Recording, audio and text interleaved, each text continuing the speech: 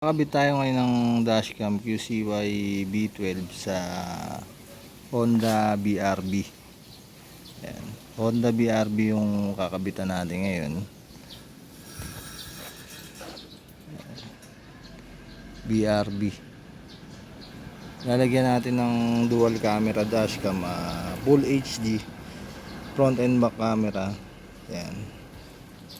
Dito ilalagay yung yung back camera sa likod. Ayan, sa may plate number sa likod. Ayan, diyan natin ilalagay. Tuturo ko sa inyo kung saan ko pinadaan yung mga wire papunta rito sa likod. Ayan.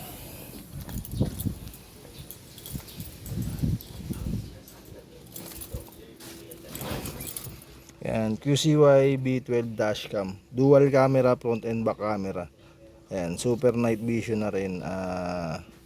Full HD yung front tsaka HD yung likod. Tapos auto delete na rin, meron siyang G sensor tsaka 24-hour monitoring.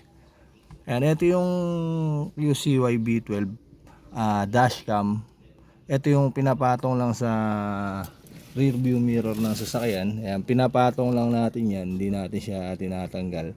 Ayan, naka lang siya ng dalawang rubber clips. Ayan, naka-clip lang siya.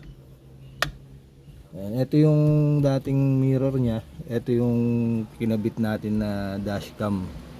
Ayan, front camera.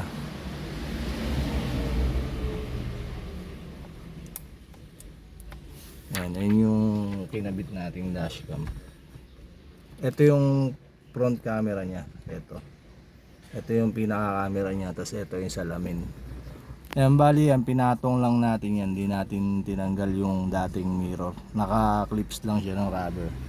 Tapos itong dashcam na to, plug and play lang. Sinasaksak lang siya sa 12 volts port ng sasakyan. Ito yung sasakyan niya. Ay, yung saksakan. Sasakyan.